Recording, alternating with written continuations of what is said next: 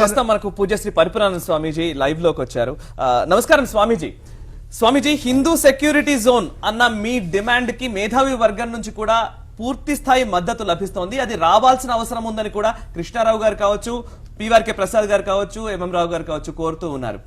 First Tirumala పవిత్రతను కాపాడాలి అనే ఒక ఉద్దేశమే అయితే గనక దేవాలయ వ్యవస్థ, ఆహార వ్యవహారాలు ఈ రెండిటికి సంబంధం ఏంటి అనే ఒక ప్రశ్న దాదాపుగా ప్రతి సందర్భంలో చర్చకు వస్తున్న పరిస్థితే.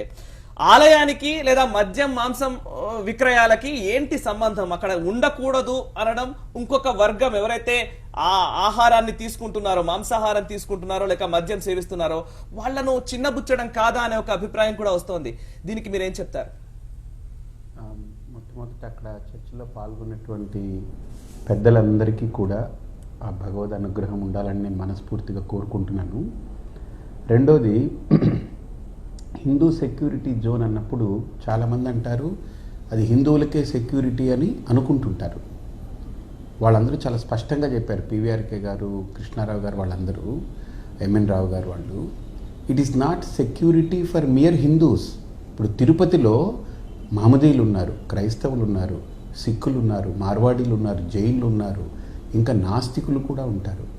అందరికీ ఒక సెక్యూరిటీ కావాలి అక్కడ. ఎందుకనంటే Tirupati is being targeted by terrorists. మేము ఎలాగన్నా ఏ రోజైనా దాన్ని పగలగొడతాం అనుకున్నప్పుడు తిరుపతిని ముందు కొడతారు, తర్వాత తిరుమలని కొడతారు. అంతేగాని పైకి వెళ్ళి తిరుమలని కొట్టేయడానికి అనుకూలం ఉండదు. మొన్న బాంబేలో 250 మందిని చంపి పారేస్తే తాజ్ హోటల్లో జస్ట్ అదొక నామకే వాస్తే 250 మందిని చంపేశారు. దాంట్లో ఎవరెవరు చనిపోయారు? మహమ్మదీయులు, క్రైస్తవులని వాళ్ళు చూసి, వాళ్ళ యొక్క జాబితా చూసి, వాళ్ళ రేషన్ కార్డు, ఆధార్ కార్డు చూసి చంపారా వాళ్ళు? లేదు. కాబట్టి ఈరోజు తిరుమల అనేటువంటిది చరిత్రలో, మొత్తం ప్రపంచంలో ఒక చరిత్రకెక్కినటువంటి ఒక ప్రధానమైన క్షేత్రం. దాన్ని వాళ్ళు టార్గెట్ చేసుకున్నప్పుడు తిరుపతిని మనం సెక్యూరిటీ జోన్గా చేయమని అడుగుతున్నామనంటే, హిందువుల యొక్క క్షేత్రం కాబట్టి హిందూ సెక్యూరిటీ జోన్ చేయమనడం, అక్కడ మహమ్మదీలు కూడా రక్షింపబడతారు, క్రైస్తవులు కూడా రక్షింపబడతారు, నాస్తికులు కూడా రక్షింపబడతారు. అందరికీ ఇది ఒక సెక్యూరిటీ. అది రెండవది, మీరన్నట్టు తిరుమలలో పవిత్రతగా మనం ఏదైతే కోరుకుంటున్నామో, మద్యానికి, మాంసానికి, ఆహార వ్యవహారాలకి, మతాల్లో ఎందుకండి ఇలాంటివన్నీ సిద్ధాంతాలు, రాద్ధాంతాలు చేస్తారనంటే, నేను ఒకటే అడుగుతున్నాను. ఇప్పుడు మహమ్మదీలు ఉన్నారు, రంజాన్ సమయంలో ఉపవాసం ఉంటారు. ఏమిటండి ఆహారాలతోటి మీరు ముడిపెట్టి మతం మాట్లాడతారనంటే, ఎస్, ఆ మతంలో ఒక నియమం అది, దాన్ని గౌరవించాలి. అలాగే వాళ్ళు ఉదయాన్నే భోజనం చేస్తారు, దాన్ని గౌరవించాలి. అలానే వాళ్ళు మసీదుకి వెళ్ళేటప్పుడు నెత్తి మీద ఒక ఇది పెట్టుకుంటారు, తలపాగా.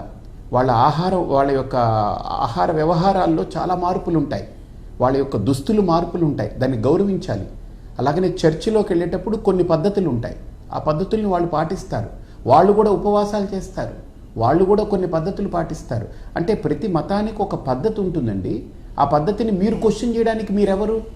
మీరు ఆ మతాన్ని నమ్మితే మీరు క్వశ్చన్ చేయండి.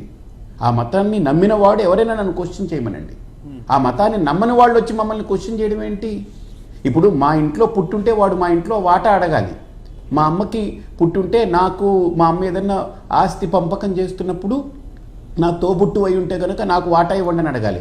ఎవడో బయటవాడు వచ్చి నీ కొడుకు ఇస్తున్నావు, నేను నీ కొడుకు లాంటి వాడు, నాకు వాటా వేయనంటే ఎలా కుదురుతుంది? అది నువ్వు నా ఇంటివాడు అని ప్రూవ్ చేసుకుని నువ్వు అన్నీ తెచ్చుకుంటే నువ్వు వాటా అడగవచ్చు. అలాగనే హిందూ ధర్మం గురించి వీళ్ళు ప్రశ్నిస్తున్నారే కానీ ఏ ఇతర మతాల్ని ప్రశ్నించరు.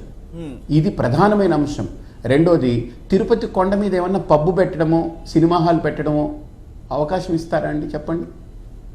అక్కడున్న ఇంతమంది ఐఏఎస్ అధికారులుగా వాళ్ళు చేశారు కదా, వాళ్ళు ఎంత పవిత్రంగా ఆ తిరుమలను ఉంచాలని ప్రయత్నం చేశారు.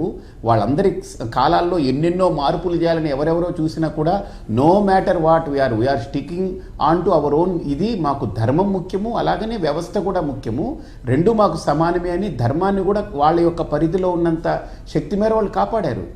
అప్పుడు సినిమా హాల్ పెడితే ఏంటి? తిరుమల కొండ మీద ఒక పబ్కి, ఎందుకంటే చాలామంది యంగ్స్టర్స్ వెళ్తారు, శుభ్రంగా ఒక పబ్ కూడా పెడితే అట్రాక్ట్ చేసుకోవచ్చు కదా ఇంకా యంగ్స్టర్స్ని. సో కాబట్టి ఇటువంటివన్నీ కూడా వీళ్ళు ఇష్టం వచ్చినట్లు ఏదంటే అది మాట్లాడేసి, ఆగమాలకు విరుద్ధంగా, ధర్మశాస్త్రాలకు విరుద్ధంగా ఏదంటే అది మాట్లాడేస్తాము. మేము క్వశ్చన్ చేస్తుంటాం, మీరు ఆన్సర్లు చేయండి. ఎందుకు క్వశ్చన్ చేయాలి వాడు మమ్మల్ని? మా దాంట్లో నమ్మకం లేని వాడు క్వశ్చన్ చేయొద్దు. మీరు క్వశ్చన్ చేస్తే ఆన్సర్లు చెప్పడానికి మేము చేతులు కట్టుకుని మేమేం మీ కింద పనివాళ్ళం కాదు, మీ డబ్బులతో మా దేవాలయాలు నడవట్లేదు. మా భక్తులు ఎవరైతే విశ్వాసం ఉండి తిరుపతి కొండకి వెళ్ళాలనుకుంటున్నారో వాళ్ళ విశ్వాసంతో నడుస్తుంది. ఆ విశ్వాసంతో ఉన్న వాళ్ళని అడగండి, తిరుపతి కొండ మీద మాంసం అలౌ చేస్తామా, మద్యం అలౌ చేస్తామా, సినిమా హాల్ పెట్టిస్తామా, అక్కడ పబ్బు పెడతామా అని అడగండి. ఒక్కడు మాట్లాడతారా? దానికి మాట్లాడరు. అలాగే హిందూ ధర్మంలో ఒక స్వేచ్ఛ ఉంది. నువ్వు మద్యం తాగుతావో, మాంసం తింటావు, ఇవన్నీ తర్వాత సంగతి. అది వాళ్ళ వ్యక్తిగతమైన ఆహార వ్యవహారాలు వాళ్ళ ఇళ్లలో ఎలా ఉన్నా. కానీ ఒక క్షేత్రానికి వెళ్ళేటప్పుడు ఎలా ఉండాలో ఒక పద్ధతి చెప్పింది. మహమ్మదీయులకు ఎలాగైతే ఒక మసీదుకి వెళ్ళేటప్పుడు ఒక పద్ధతి ఉందో, క్రైస్తవులకు ఒక చర్చికి వెళ్ళేటప్పుడు ఎలా ఒక పద్ధతి ఉందో, హిందువులకు కూడా ఒక పద్ధతి ఉంది. దాన్ని ఎవరు ప్రశ్నిస్తున్నారు? హిందువులు ఎవరు ప్రశ్నించట్లే. హిందుత్వాన్ని నమ్మని వాడు మిగతా మతాల ముసుగులో వాళ్ళ దగ్గర అమ్ముడుపోయినటువంటి వాళ్ళు ప్రశ్నిస్తున్నారు ఈ ప్రశ్నలు. హిందువులు ఎవరు ప్రశ్నించరు ఈ ప్రశ్న. కాబట్టి హిందువులు ఎవరైనా ప్రశ్నిస్తే వాళ్ళకి సమాధానం ఖచ్చితంగా ప్రశ్న అక్కర్లేదు. వాళ్ళకి సమాధానాలు వాళ్ళ దగ్గరే ఉంటుంది. కాబట్టి ఇటువంటి అంశాల పట్ల నేను స్పష్టంగా ఉన్నాను మొదటి నుంచి. హిందూ సెక్యూరిటీ జోన్ అని అంటే ఆ సెక్యూరిటీ జోన్ కేవలం హిందువులకే కాదు, ఇది హిందూ దేశ్. అంటే హిందుస్థాన్ పెట్రోలియం అంటే హిందువులకే పెట్రోల్ పోస్తామనే ఆ పెట్రోల్ బంకులో. అలాగే హిందూ సెక్యూరిటీ జోన్ అంటే ఇది హిందువులకే కాదు, ఆ తిరుపతిలో బ్రతికే ప్రతి మహమ్మదీయుడు, క్రైస్తవులందరికీ కూడా ఒక సెక్యూరిటీ లభిస్తుందని నా తాపత్రయం. అది అర్థం చేసుకోవట్లేదు. స్వామీజీ ఒక సందేహం. స్వామీజీ, హిందూ సెక్యూరిటీ జోన్ గా తిరుమల తిరుపతిని ఏర్పరిస్తే ఇప్పుడున్న చర్చీలు లేకపోతే ఇప్పుడున్న మసీదులు ఇవన్నీ యథాతథంగా ఉంటాయా? ఇప్పుడున్న వాటిని తీసేయాలనే ఒక ఆలోచనతో మీ డిమాండ్ కొనసాగుతోందా? దీనికి సంబంధించి క్లారిటీ ఇస్తారా? పివిఆర్కే ప్రసాద్ గారు చాలా స్పష్టంగా ఒక మాట చెప్పారు. ఎప్పుడైతే ఇది స్వరాజ్య దేశం, ఇది హిందూ దేశం అన్నా కూడా ఎంత బ్రాడర్ వ్యూలో, ఇది పాకిస్తాన్ కాదండి, ఇండియా. ఇది చాలా భారతం. ఇది ఇక్కడ ఒక సెక్యులర్ గవర్నమెంట్ రూల్ చేస్తూ ఉంది. అవునన్నా కాదన్నా పరిపూర్ణానంద స్వామి ఈ సమాజంలో ఏ పని చేయాలన్నా చట్టబద్ధంగా చేయాలి తప్ప నాకు శాస్త్రాలు తెలుసు కదా అని చెప్పేసి నేను పురాణాలు ఉపనిషత్తుల ప్రకారంగా నేను బయట వ్యవహారం చేస్తానంటే కుదరదు. నేను ఒక ట్రస్ట్ పెట్టినా, ఒక వ్యవస్థ పెట్టినా, నేను ఒకటి మాట్లాడినా ప్రతిదీ చట్టబద్ధంగా చట్ట పరిధిలో ఉంటుంది. అది ఆ చట్టాన్ని మేము గౌరవిస్తున్నాం, గుర్తిస్తున్నాం. మేము కోరుకునేది ఏంటంటే తిరుపతిలో ఏదైతే ఒక లీగల్ ఎంటిటీ ఉన్నటువంటి చర్చిలు కానీ, మదర్సాలు కానీ, మసీదులు కానీ ఏవైతే ఉన్నాయో వాటి పట్ల ఎవ్వరూ ఏది మాట్లాడలే. అసలు ప్రమేయం లేకుండా, ఏమాత్రం పర్మిషన్ లేకుండా ఎన్ని చర్చిలు, ఎన్ని మసీదులు వచ్చేసాయి. కాబట్టి అక్కడున్న ముస్లిం సంఖ్య ఎంత, వాళ్ళకి ఎన్ని మదర్సాలు కావాలి, అక్కడున్న క్రైస్తవుల సంఖ్య ఎంత, ఒకప్పుడు వాళ్ళకున్న చర్చిలేంటి, ఈ రోజున్న సంఖ్య ఎంత, వాళ్ళకుండే చర్చిలేంటి, ఒకసారి ఆలోచన చేయండి. మెజారిటీ 85% హిందువులు ఉంటే మేము అడుగడుగున గుడి కట్టుకున్నా మాకు సరిపోవట్లేదు. ఇప్పుడు ఎంతమంది జనాలు మీరు చూస్తే తిరుపతిలో రోజు రోజుకి అసలు ఇన్ని దాంట్లో సెల్లార్లో కూర్చున్నారు, బయట కూర్చున్నారు, ఇన్ని వేల మంది, 1,00,000 మంది వస్తున్నారని అంటే మాకు స్థలం సరిపోవట్లేదు. మేము అడుగడుగునా దండాలు వాడు కాదు, మాకు అడుగడుగునా ఒక గుడి ఉన్నా మాకు సరిపోవట్లేదు ఈరోజు. కానీ మైనారిటీలుగా ఉన్నటువంటి వాళ్ళు కూడా అర్థం చేసుకోవాల్సింది, అయ్యా మేము చాలా ఇంత పర్సెంట్లో ఉన్నాం కాబట్టి మాకు 2 చర్చిలు చాలయ్యా అని వాళ్ళు సర్దుకోవాలి వాస్తవంగా. ఎందుకంటే మైనారిటీ వాళ్ళు ఆ మెజారిటీకి ఆ రకమైన గౌరవం ఇవ్వాలి. ఇది సెక్యులర్ గవర్నమెంట్ చెప్పింది, మేము చెప్పేది కాదు. ఇది మీరు పరిపూర్ణానంద అభిప్రాయం అని మీరు ఎవరు రుద్దొద్దు.